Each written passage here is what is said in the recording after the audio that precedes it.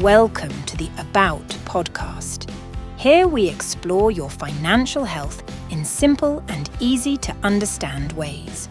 All right, well, welcome everybody back to the About podcast, where we try to cover all things personal and financial health. And my name is Jeremy Scott, one of the hosts here, joined, of course, by my good friend and colleague, Roy Hookey. Roy, how you doing? I'm doing good, and I'm excited for the topic today. Yeah, excited is an interesting word. Yes.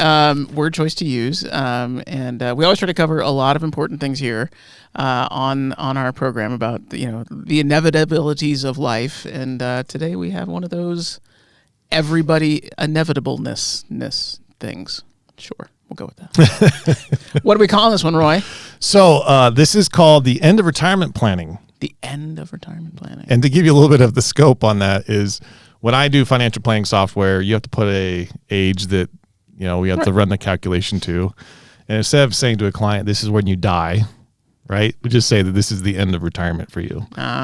So this is the end of retirement planning. So we have a special guest. Yes, we do. We are more than ably joined by Chad Young of Young Funeral Services. Chad, welcome to the podcast. Thank you. And it's glad to have you here. Owner, operator. Yes.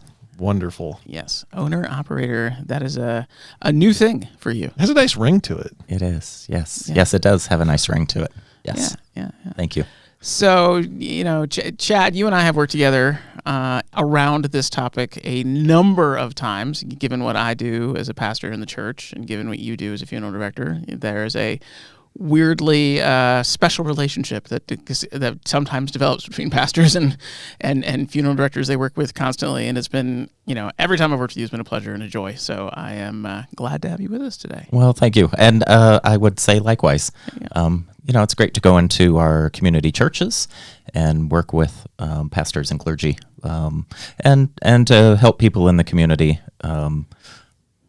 being born and raised here. I have a passion not only for my profession, but for helping members of our community specifically. Yeah. So.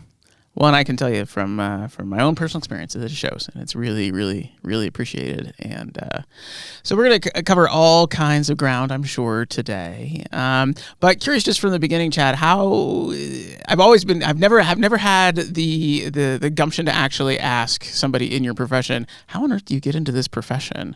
Because obviously, it's so incredibly needed, so incredibly important. Anybody who's ever had to deal with end of life issues for somebody knows how hard and trying that time is. And it's got to be a special sort of feeling of call in order to want to do what you do. Sure. I think that first and foremost, you have to have a servant heart to be involved in this line of work. Obviously, there are people out there who probably don't necessarily have that heart, but I think that would carry through in the way that they perform their duties. For me, I was going to UNC in Greeley. I was a vocal performance major, and a friend of mine was a funeral director at a local funeral home in Greeley. And she reached out to me and said, we're always looking for people to sing at funerals. Come in and audition for us. And so I did and started doing that for about 6 months while I was going to college. And just got to, witness the line of work and what those people were doing. And my grandparents had known the owners of the business that I was singing regularly at. And my grandpa called the owner and said, my grandson's interested. And so I started, I always say as a peon, I was washing cars, mowing the lawn, doing all kinds of menial tasks for them. And it just gradually kept developing. And after probably about 3 years was more involved on the service side, helping with services and getting involved with that. And then I had an opportunity to grow into a position administratively. And did that for a number of years for them. And so got to see kind of the backside of the business and how we operated, financially, and documentation and paperwork and all of that type of stuff. And then had an opportunity to then step into a director role and start meeting with families, and then ended up managing that location, and then left there and was able to go to another funeral home in Greeley, where I worked for them as a director, and had been managing the last 3 years for them as well. So, yeah. And now you're out on your own. I am, yes, opening and operating my own funeral home, Young's Funeral Service, here in Johnstown. Nice, So, nice. I think definitely want to come back to that. Sure. But I think, for folks who haven't had the need or opportunity, maybe younger folks who haven't had, a parent or somebody that's passed that they've had to, deal with, what is it that you appreciate or you think is the most important thing for people to consider when they think about, needing to plan either for end of life for a parent or a grandparent or, something like that. Sure. I think that nobody wants to have the conversation, to be thinking about their own demise. But we're not getting out of it. None of us are getting out of this. Right. And Two things, right, that we have to guarantee in life. Correct. Death and taxes. Yeah, Yes. we joked about that in our taxes episode. Yes, we did. Shout out to So the now taxes episode. Now We can absolutely come around full circle. Yeah. We might have actually name dropped this as a possible topic when we were doing it that way. Probably, Like we should probably, probably. if we're talking about taxes, we probably should talk about death. Yeah. Yeah. Sure.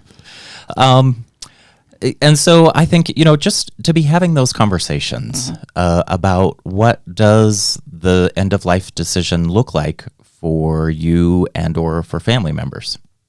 I think it's always tough to sit down at a table and be discussing arrangements, with the 98-year-old mother has passed away and the kids are sitting at the table going, we never had the conversation. We don't know what to do, Right. or where to go. And it's like, sometimes you just think, wow, that your mom has lived to a great age of 98, but that nobody has had this conversation. And so that's where I, just offer to families, have the conversation, just talk about what does that look like, for loved ones. I think until you experience it, it's probably not top of mind. Right. And so, once families go through that they're probably a little bit more cognizant of those decisions and what that might look like for them personally or, for other family members. And so, there's the whole pre-planning side of services and that's kind of an animal to itself. And if people want to, look at prepayment and look at those options, that's one thing. But I would encourage families just to have the conversation. What does that look like? Do you want to be buried? Do you want to be cremated? Right. There are so many different options that are becoming available now. You look at the water cremation and terramation and all of those different options right. That people have today. So just sitting down and having those conversations as families. Let's start there because I wanted to, people don't deal with this. And, like the people you're referencing earlier, they don't want to talk about it. Sure. It's not that they didn't, it's that they didn't want to, right? Like, because who does? And that's like with what I do for a living. It's hard to have those hard conversations. But when someone passes away, what are the things that happen that they have to deal with, regardless if they know it or not? What are those things that they have to deal with this, and you got to make a decision? Yeah, that's a good question. Sure. So, I would say one of the first decisions is, what does that service, per se look like for family members? Let's back up even further. Because someone passes away, what do they do if it's at their house? So, because I've gotten these phone calls. Yeah. Like I've gotten like, pastor, so and so. I mean, maybe they kind of knew they were sick or something. Like so and so, just like, what do I do now? right. And besides that, I'm using my answer is call Chad. Yeah, right. So depending upon if a death occurs in the home and it's what we would call an unwitnessed death, they're not surrounded by hospice care or a medical team of sorts, then it's a call to 911 just because law enforcement has to come to the home, and then the coroner would be dispatched out to the home as well. Again, because it being referenced as an unwitnessed death, that there isn't that medical team overseeing the care, that there's an investigation of sorts, that they want to make sure that a family member or somebody, didn't Use a pillow? poison or yes. Right. And so, that would be the first call. If they are under hospice call, then it's just a call to your hospice team, and they come to the home. They do the pronouncement of death, calling the time of death, and then it's a phone call to the funeral home. Okay. Then the funeral home comes to the home, and they bring loved ones into our care. I think hospice is another very clear topic for us.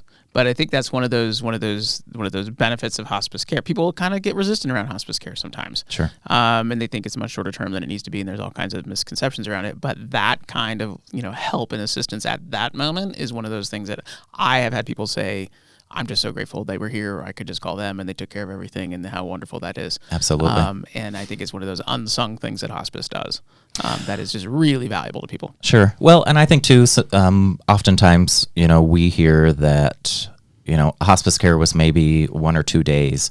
I think people always want to associate hospice, with absolute end of life. Mm-hmm. And that's not always the case. In between my funeral stints, I got to work for a nonprofit hospice out of Greeley. And for about 8 or 9 months, I did that as I was helping to raise funds for them. I wasn't physically out as part of the hospice team, but getting to see some of that care and what the services that they offer and provide to families, I would agree that this probably is definitely a topic that you guys would want to take a look into, because it's so much more than just absolutely end of life care. Yeah, I think so. They're offering respite and care for the caregivers, which is huge. Yeah. When you think about decisions and things that are having to be done, for those end of life days and weeks. So if somebody happens to be at the hospital, or probably like nursing facility or somewhere like that, those places have protocols. They know, what to do. If they're under hospice care, the first call is to the hospice. But it does happen that people, pass in all sorts of places, including in the home. So it's a call to 911, explaining what's going on, right? And then they're going to dispatch all these people. Correct. Yeah. And then it's just a matter of, the professionals that are there in the home are asking, have you made a selection for a funeral home? If a selection isn't made right away, in a majority of those cases, the coroner being involved in the case, they are taking them back into their care. Because again, depending upon the circumstances, then they may require an autopsy. Which is then, determining cause of death. And so there's a whole process and a procedure then that they move forward. So then, regardless if it's at home, if it's in a facility, at a certain point, the body is released to a funeral home. That is correct. And then that's really when the family needs to engage. Right. So the funeral home would then reach out to the family to express condolences and, let them know that they need to schedule a time to have them come into the funeral home, then to sit down and talk through the arrangements and all of the paperwork and the procedure, that takes place at that point. So, and people who listen to this podcast know, a couple of years ago, I lost my wife very suddenly in our home. So we went through that exact process. And they will, 2:00 in the morning, ask you, do you have somebody you want to work with? And, if at least in my situation, they even hand you a piece of paper with some options if you don't know. And so that's, one of the things, if you're in that moment and say you don't know, like I knew exactly, call Chad. That's what we're doing. But if you don't know and you are handed that piece of paper, right? I mean, other than look for, Young's Funeral Services, on that list, like how would somebody, what's your advice for going and evaluating who do you call? I mean, or you want to do some pre-planning or whatever it is, like, so before, we pick that, this is the place we want, our loved one to go, like, how do you even know? Because I happen to know, just having been in a lot of different places, there is a variation in, I mean, it's all pretty good, but there is still a variation in quality and level of service and stuff that even I have seen just on my side of the equation. So, what process would you recommend somebody go through, even just to evaluate who they might want to work with, either for themselves, as like for pre-planning, or, for a loved one? Sure. I think, word of mouth is huge in our business. And people know people who know people who know people. And so, those personal referrals, those are vital. But I think also, for somebody who's maybe new to the area that's not familiar, it's just a matter of they just start going down a list and they just start making phone calls. And I would say, based on the level of competence, that you're visiting with funeral directors, asking questions, how much time, they're willing to dedicate to kind of help you walk through that process and what those next days and weeks look like. That's important. Depending upon the types of services that people may be looking for, price could become an issue as well. And so I would say, people in our industry, we're shopped constantly for different types of services that we provide. Really? Absolutely. Oh, I can only imagine. Yeah. I can believe it. I mean, it's well, again, it's because it's something we don't ever want to think about. Right. For ourselves or people we love. And that's, and that's who we're going to be involved in, right? Ourselves or people we love. Because we want to think about it, we don't even think about, like, there's a cost, obviously. Of course there is, associated like this. So I have, especially people who have gone through it the first time, have just no idea, right? Like what even the price range is, sure. For such things, and then, you figured out pretty quick, but so I guess that makes sense. I believe it. Yeah. Well, and I think that's always an interesting conversation to have. When you talk about the financial aspect, it was always interesting in our profession to get the numbers every year for what the average cost of a wedding is. Oh, because to know, I think last year it was between $32,000 and $36,000. Yeah. And so that, I would tell families, when you think in terms of what people are paying for a wedding and what they may be paying for a service, a memorial or, funeral service, and that what we were providing is a guarantee. Right. A wedding isn't always a guarantee, that when you think of fathers of the bride, are writing these $50,000 checks, and then in 2 years, their daughter is leaving her husband. And so, and I hadn't even thought about that comparison, but it is, yes, I hear that. I've done a number of weddings where I'm just like, oh my gosh, I can't imagine, like sure. $6,000-7,000 just for the venue. Right. So is there an average cost for a funeral that they track like the weddings? So we would say, depending upon, because there is such a wide variety of services now, from what we used to see probably 20, 30 years ago, that casket burial was very traditional way of doing a service. That today would probably equate to maybe about $10,000 to $15,000. On the cremation memorial side, you might be looking at $5,000 to $8,000. But I've always said too, there are so many different options available. What are you willing to spend for it? To know that people are being turned into, if they look at the cremation options, that they can be turned into a diamond. Right. Or that they could be sent to the moon. What are people willing to pay for the type of service that they choose? Speaking of cremation, this is a little offshoot here, but sure. we had funeral company that was just basically housing bodies and not actually cremating them like they're supposed to be. Was that in Colorado, by the way? That was down south. Down south, yeah. I remember seeing that. So it probably comes up. How do they know that it's done properly. Absolutely. So that's one thing that coworkers and I, while that was going on, I mean, we were discussing that just constantly.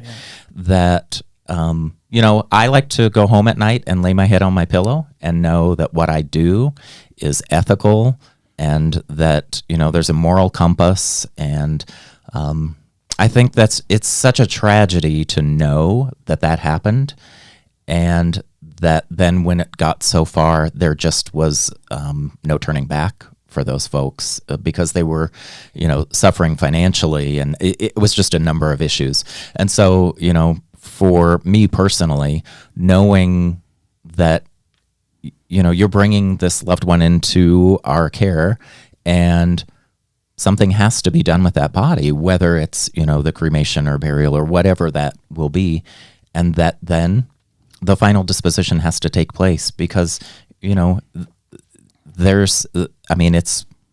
unfortunately, it's just the constant motion of, you're helping the next family.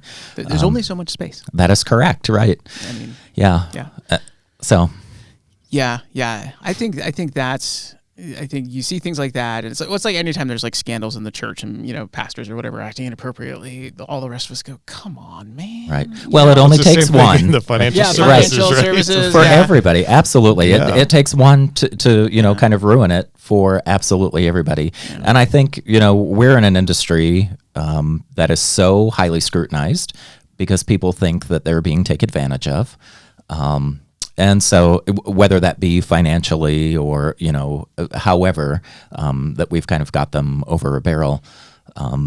For me personally, I've never, that was probably one of the hardest decisions for me working for corporate America was, there was pressure to meet numbers and, play that corporate game. And so for me, it's always been about serving families and not forcing them to buy something or choose something that they don't want, they don't need, or that they can't afford. Mm-hmm. And so, you just have to find sometimes those creative ways to meet them where they're at with the decisions that they're trying to make. Yeah, I have definitely seen, I have walked in to do services for people before, and I look around and I'm like, oh, you got upsold a lot.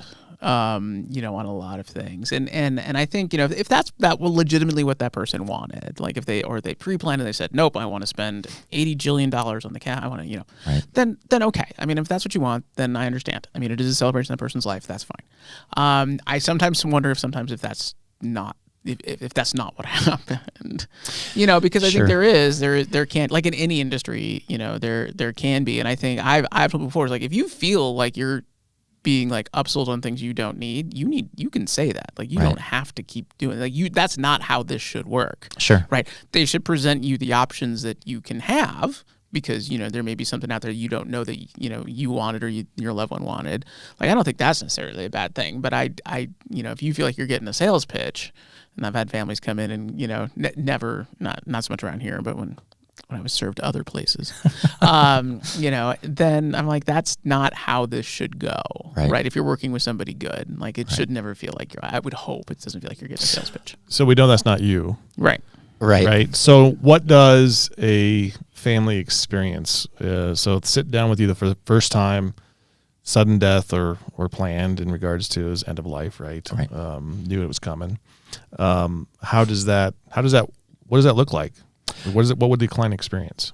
So, we're sitting down and I would say, to hopefully my benefit, having known a lot of the members of community,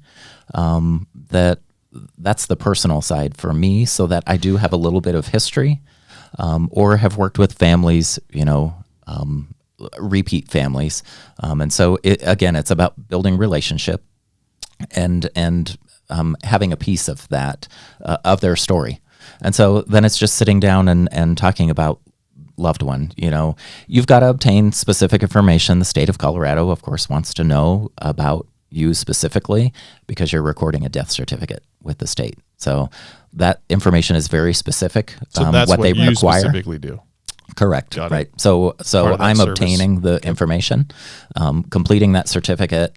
that gets sent off to a doctor or a coroner, whoever the professional is that's going to be signing cause of death on the certificate. And then that's filed with the state.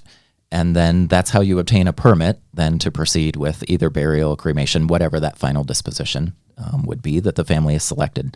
Then we're also sitting down and we're talking about loved ones. What does their story look like? As far as education and occupation and, membership, civic organizations, hobbies, interests, activities, all of that kind of stuff. Because then we're compiling, putting together, people would refer to it as the obituary. I like to call it their life story. And then also coordinating if we're moving in the direction of services, then what that might look like. Would service be here at the church? Might it be, an open house at a facility that's, out about town somewhere? If you're looking at doing burial, maybe it's just gathering at the cemetery for a graveside service. So again, I would say one thing that through the pandemic that we went through, our profession had to learn how to become very creative with ways to gather and to celebrate lives. And so if there is one good thing that came out of that is how creative people became to look at, putting those services and types of gatherings together. So there is a higher level of tolerance or just excitement, maybe not the right word, around live streaming funerals. Before the pandemic, we live stream here at the church, so we'd always offer that. And they're like, oh no, we don't want that. That's not. And then after the pandemic, like not everybody, I would say better than half of our funerals are now live streamed, and people really appreciate it. It's just there's just a lot more acceptance it's also around a recording of it, right? Right. Nice. Yeah, we've made recordings and everything, and especially if there's like special moments, people like we've give video files people can chop up, like that person and so and so sang a song and we want to have that or whatever. So I think but I would say before COVID, nobody wanted it live streamed, nobody wanted it recorded. Well, and I think too, just even coming out of that as well, that people have expressed that with that particular day and moment, they're in such a fog, and so to be able to go back and to listen and watch a service again, there's comfort and healing in some of that. And then that it is, they've got it in perpetuity. So I want to back up a little bit. You talked about the death certificate. That's one thing that I deal with specifically when we have a death of a client. We need a death certificate to be able to move title of assets, right? correct. So how would you advise somebody on the financial side, because they're going to need this to deal with all the different institutions they have to deal with?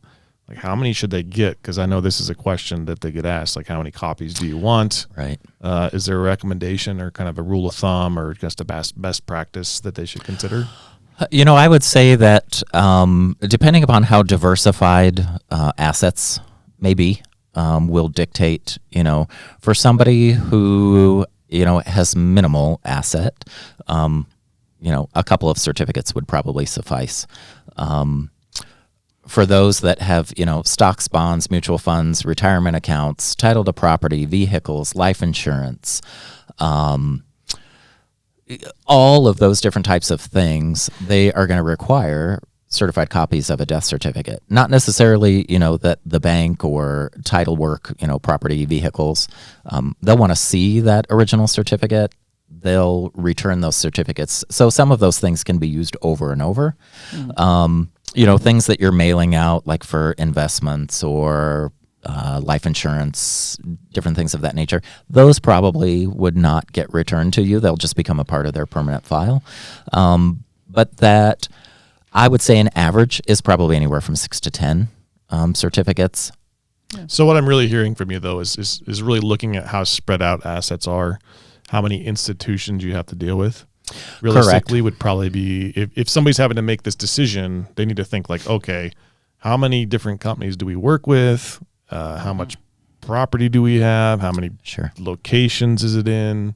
Because each one of those would have to be realistically dealt with individually. So if you have property in Florida and then you have property in Wyoming and you got property in Colorado and all of those places. And yeah, it's like for me, we receive a death certificate from a client. We need the original, but we do give it right back to them. Sure. Because we just make a copy and scan it into our system, but we do actually have to verify it's an original, right? Correct. So Yeah, I guess that really depends on how positioned they are. Yeah, I was in my own personal experience. The last thing I wanted to do is have to go back and get more, Sure. because it's just you're already dealing with 1,000 pieces of paper and 1,000 different things. You're dealing with. I mean, it's just like the last thing I wanted. So if nothing else, I would. My advice would be to lean on getting a few more. I mean, getting like maybe closer to 10, even though you probably aren't going to use 2/3 of them. That's fine. It's cheap insurance. They're not expensive. Sure. In the grand scheme of things. What do they cost? I don't even know. Right now, the state charges $20 for the first copy, and then $13 for each additional. Okay, so it's not nothing. It's not nothing, Right, but right. it's not. Right. But, You might spend $100 to $200 on death certificates. the just last thing you want is to have to go back to the state and ask for more. yeah. Anyway, sure. for me anyway, that Yeah. was priority. I'm sure. If it's just more than anything inconvenient. Yeah. Yeah, and just having to go down wait. that feeling again of dealing with. Yeah. Well, and you just never know. And I've actually had a couple of situations where things have come up because we had minor kids when my wife passed, and so there's been a couple times where things come up where I'm no longer married to their mom, and their mom's not available, and they want two parents on something, and I'm like, well, that's not a thing. And I've had to produce it a couple of times in random places, just to be like, nope, just me. Like, well, and getting passports and renewing passports and everything like that. And I'm like, well, no, it's just one parent. Right. So it's helpful to have a few extra around anyway. Sure. Even once you get to that first rush, things will come up. How long do they need to keep that, you think? The death certificate? Yeah. I would say, I mean, Indefinitely? sure, absolutely. Put it with your Because special documents. we've even had, absolutely. Yep. File those away. Safekeeping. That things come up. People may find out that mom or dad had, a fund sitting somewhere 10 years down the road. And then in order to release those funds, they've got to produce that certificate. Yep. The other piece to that, when you were talking about, different things that happen with the kids, Social Security ties into the death certificate as well. So right now with the state system, it's an electronic system that the state instituted. That notification goes directly to Social Security. So then it's just a matter of, if you are a surviving spouse, if you've got dependent children, then that's another path that you're walking down to try to claim those benefits, death benefits. Say that again. How does that happen? So when the funeral home submits the say for instance, the Social Security number is tracked and logged on that electronic system, that automatically goes to Social Security so that they're notified of the death. Mm-hmm. So the funeral home is submitting that information. That is correct. Okay. Right. So then if I have a client that has someone that passed away, they don't really have to deal with that specifically themselves because the funeral home is notifying Social Security for them. For the notification, yes. For the notification of death, yes. But what I often tell families is, it's I refer to it as like a benefit conversion, because depending upon who's passed away, whoever has the greater benefit, that the spouse will receive that greater benefit, and the smaller one goes away, and that then, you also are eligible as a surviving spouse for the whopping $255 that Social Security pays. And they have to submit that. That doesn't just yes, come, you do. right? So, right. Yes, you have to. I know, I just learned this recently, and I'm like, what a... Right.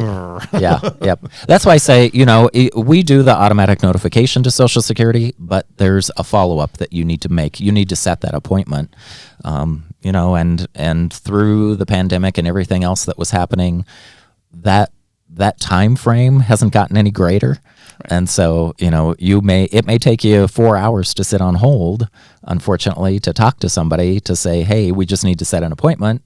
And then they're going to tell you, we'll do it online, or we may do it, over the phone here. Or they may have somebody come into the office as well to walk through that process. Yeah. In my experience, shout out to the Greeley Social Security office. They were very helpful and very nice people there.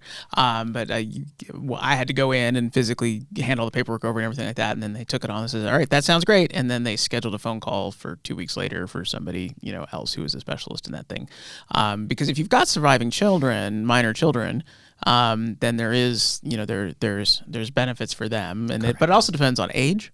Right. You know, how old they are, where they are in school, you know, and all of that. So it's a bit of a knot to untie. Absolutely. You know, but it's out there and it's worth doing. Right? Because if you've paid in for a number of years, like my late wife had, then you know she's not going to benefit from that money she paid in. So I mean, it's good and fair that the children get to do that, and that the kids are entitled to Absolutely. that benefit until they reach the adult age. Right. Yep. So I'm curious, Chad, do you have any tips or things that you'd recommend people, like we just talked about setting the appointment with the Social Security Administration, any other tips that you really kind of like, hey, you know, you should consider doing this just because, you know, maybe you missed something, anything, I mean, that comes to mind at all for you? Let me give you what I've been thinking in my head is, Sure. You know, there's a, when you lose an asset that you know, loses track of you somehow, right? And they say, call this number, go to this website and see if you have any unclaimed property. Oh yeah, like the state level stuff. Yeah, I mean, I was just curious if you had any kind of like, you know, maybe you should double check their information in this, you know, lost property system just to make sure there's nothing hanging out there for you. Yeah, I mean, I think, you know, that's always a great point for any type of business or industry, you know, that because, you know, if people have been employed, you know, with a company and then they left that company 30 years ago and just didn't even think about what that retirement looked like, you know, and that it didn't get rolled over to what you're, you know, you and I, at the age that we're at, it's probably to our advantage, you know, to take a look at that website every year, you know, kind of when the big hubbub is created once a year, for people to go and take a look at those, because you never know.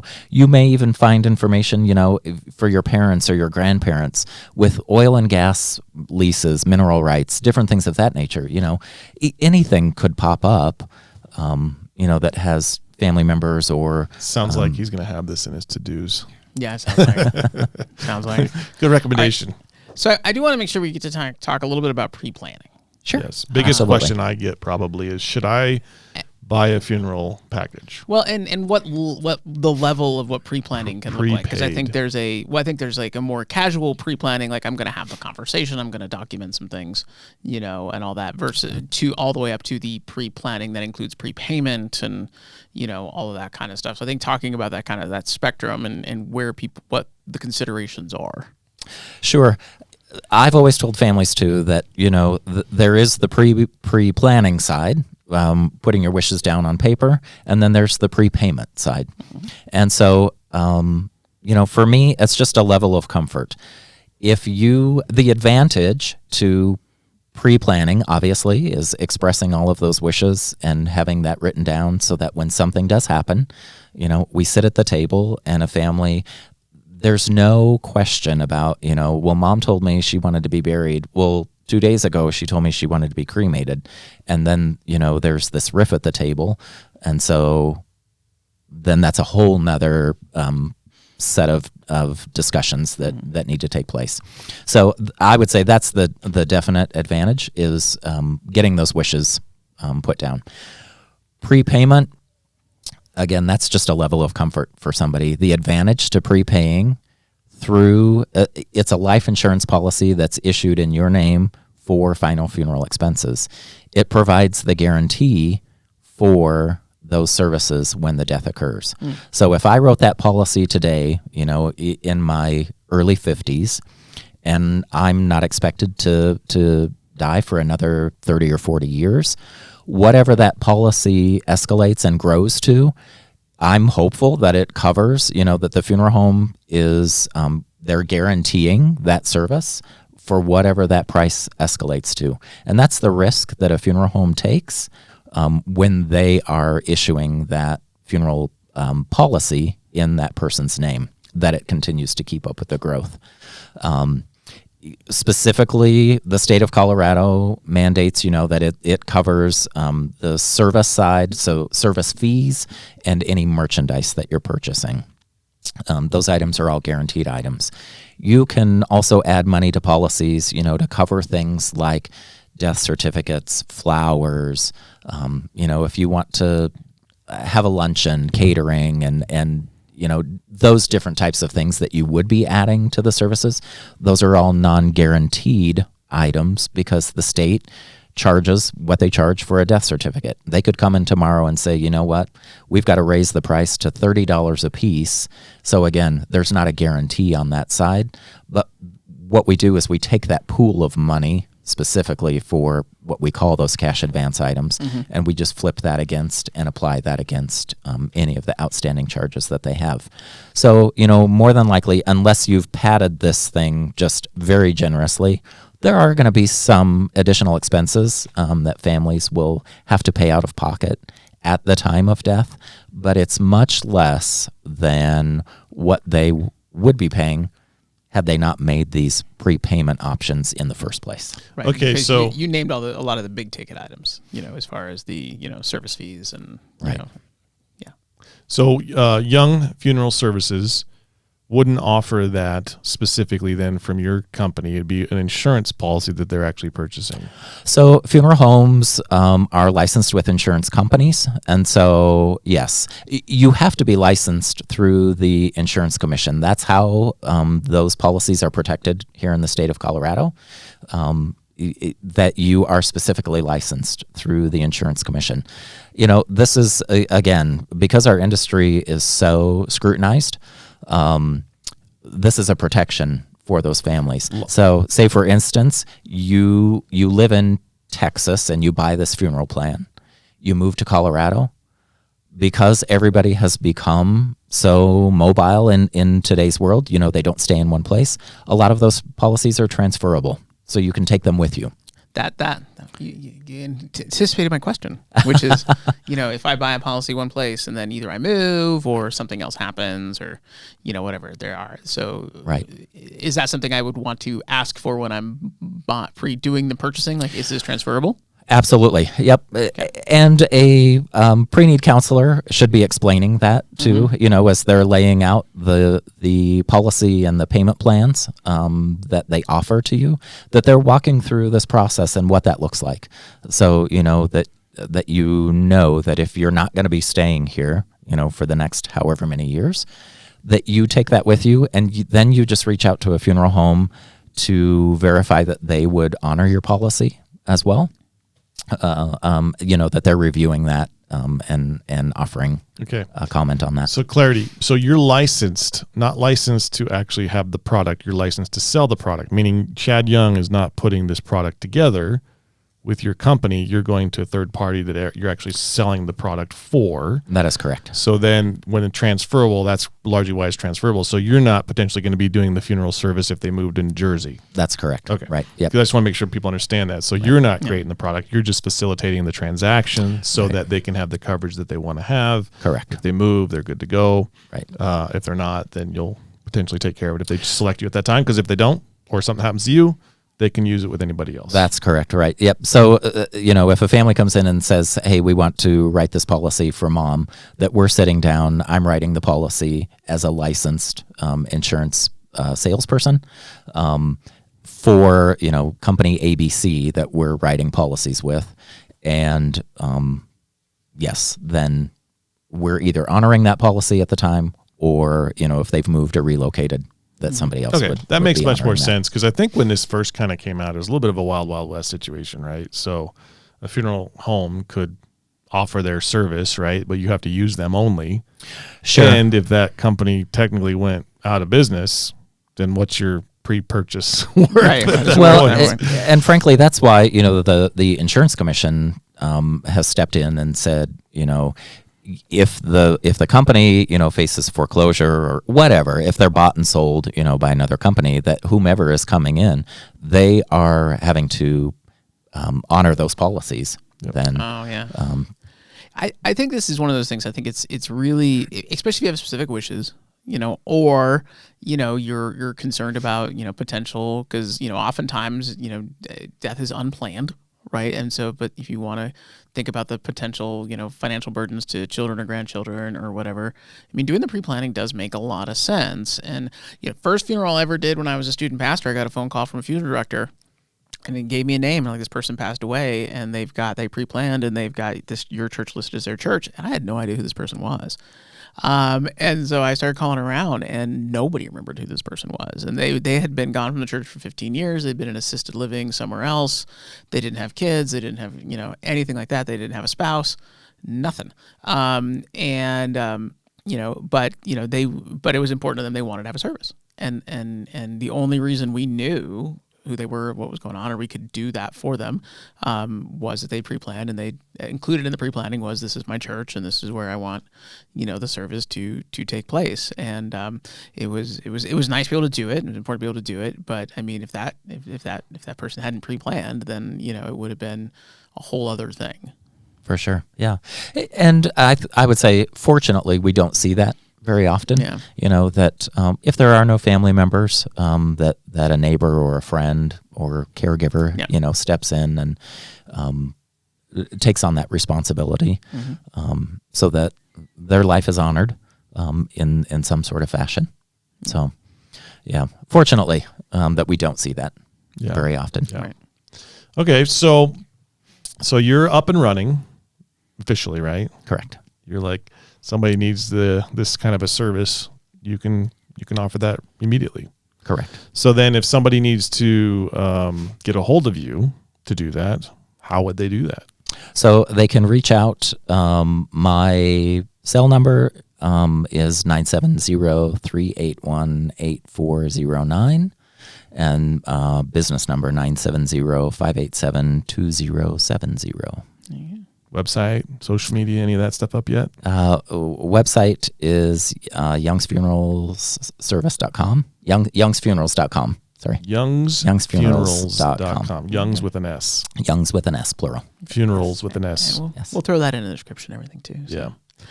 I do say that one thing I would say, just for folks out there too, is especially if they are people who are, religiously oriented, faith oriented, and all that kind of stuff, is, by the time, the other person they usually sit down with after they sit down with Chad is they sit down with me, right, or somebody like me to go over the service, and the amount of blank looks that you get when you're like, did Grandma have a favorite hymn that you want to sing? And you're like, oh, I don't know. Like, did they have a favorite scripture that you want to sing? Like, I don't know.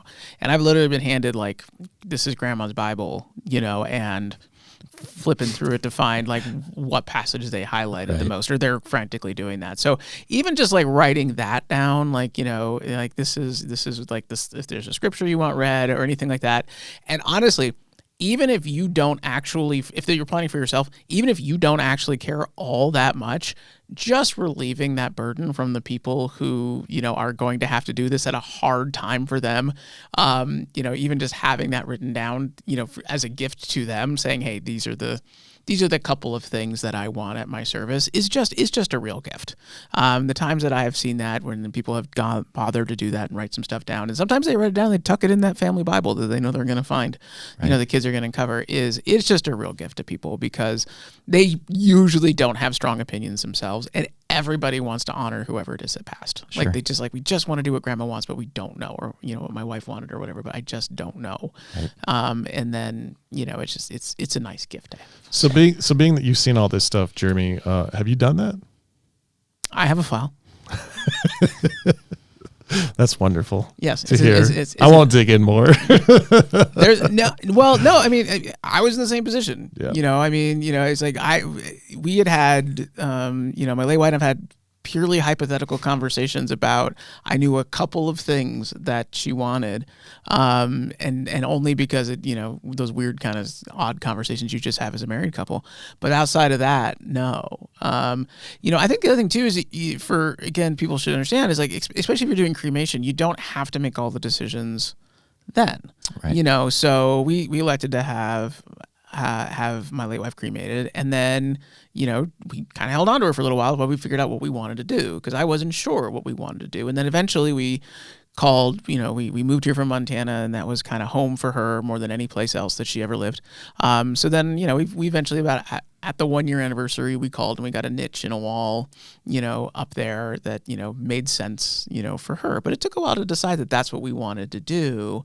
But there's that recognition, like, we don't have to decide all this right now, especially if you're doing cremation. Sure. You don't have to do this right now. We can figure this out.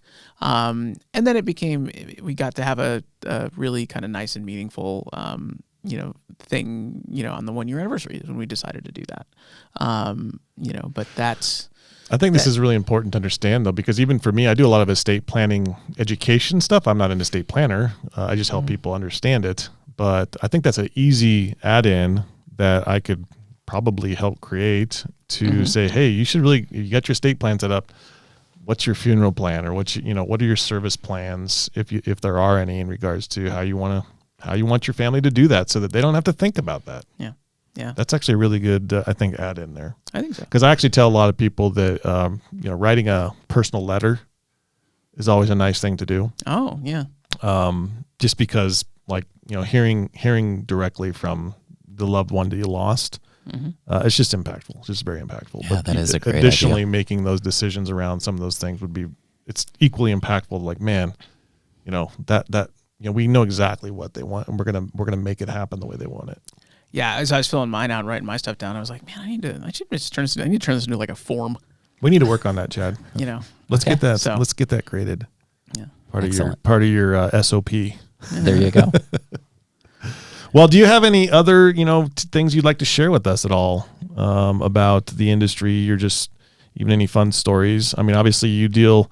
I would imagine. I guess I'm completely projecting here, but I would imagine there's a bit of gallows humor in your business for people that do it all the time, and you have to deal with a lot of raw emotion, and you got to let that out some way, right? Yeah, I mean, there can be. When people think in terms of death, I've often said too, there are worse things than death. And, to just think about that, to know that somebody's loved one has battled dementia or Alzheimer's, for 15 or 20 years and doesn't know who they are, let alone who their family members are. Are there tragic situations? Absolutely. But it's not, it doesn't always have to be sad. And so I think, for those that are maybe a little bit more comfortable in their faith, or whatever it is that they believe in, knowing, what we believe in that moment happens to us. Some people are excited. Relief. Absolutely. Yeah. And so I've often said, when it's a younger person, definitely a child, those are absolutely tough cases to deal with. And so, I've often said too that I've got lots of questions for the big man upstairs. Yeah. And and seeing you in action too, Chad. I mean, from afar, right? I've never had to deal with you directly, but you very much have a lot of grace in that area. That you're really, really good at. Just being a calming presence, which is, I think, probably something you experienced, Jeremy.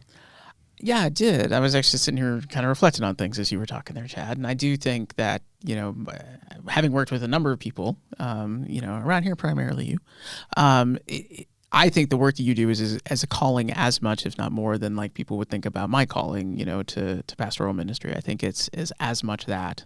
And in many ways, you are always dealing with some of the hardest stuff. I mean, I at least get, some fun stuff in there, and we get to, hang out with the preschool kids and everything like that. So I think it's important. And I think, we talked at the beginning about how do you feel like if you're in the right place, and if you're working with the right people. And I think the right people are the ones that, actually kind of help you not necessarily feel better, right? But, the right people might be the ones that they're not adding stress to the situation. They're not making, that they are, you feel like you are being, somebody's working with you that actually, wants to make this process easier, more simpler, or more meaningful. I mean, death is an incredibly meaningful experience, or it can be, no matter what your kind of religious or faith background is. I mean, it's profound. No matter what, losing a loved one, or even thinking about the end of your own life is a profound thing to think about. So the thing I've always respected about you, and other directors I've worked with that I've respected, are the ones that seem to understand that is true. That it's probably the thousands of funerals you've worked on, but for that person in that experience, it's the most important one for them, in that moment anyway. Right. Well, because they get to experience it one time. Right. I do this for a living, and yes, I see this every day, and so you get that one shot to really celebrate and create that memory for that family and those loved ones. And so, I've often said too that we're all blessed with gifts and graces.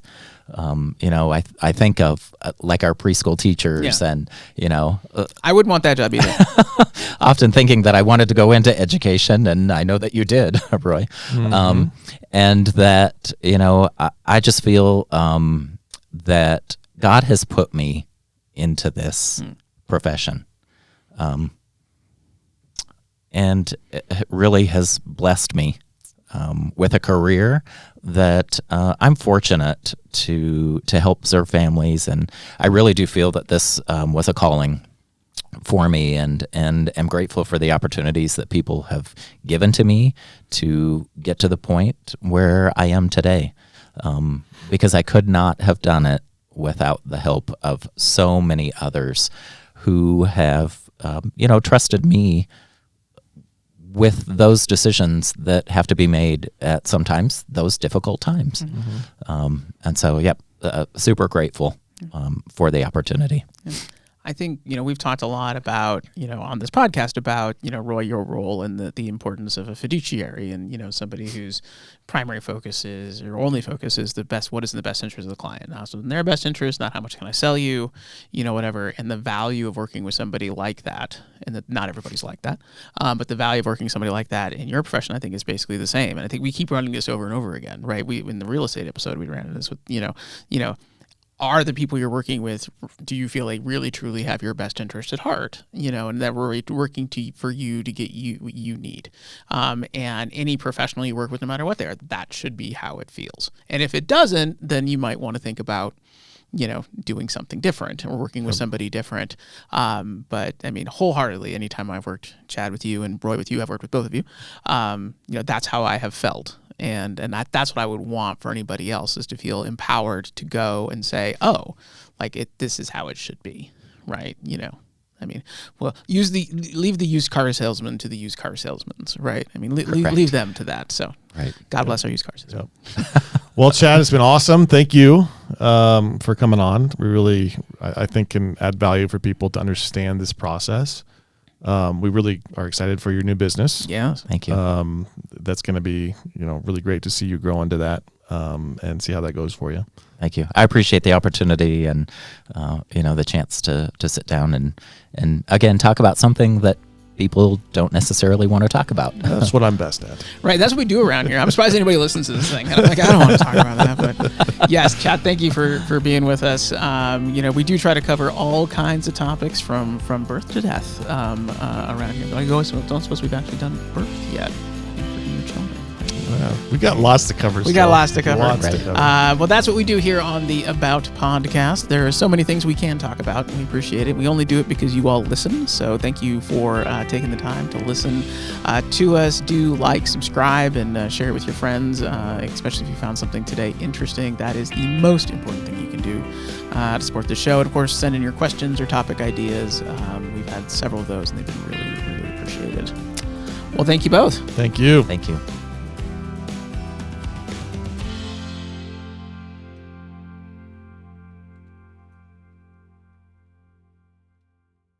CWA is a Securities and Exchange Registered Investment Advisor. No content contained herein should be construed as an offer for investment advice or an offer for the purchase or sale of any security, insurance, or other investment product. Investments involve the risk of low loss, including loss of principal. Please consult with a qualified financial, tax, or legal professional before implementing any strategy presented here. Data presented here are obtained from believed reliable sources but cannot be guaranteed as to completeness or accuracy.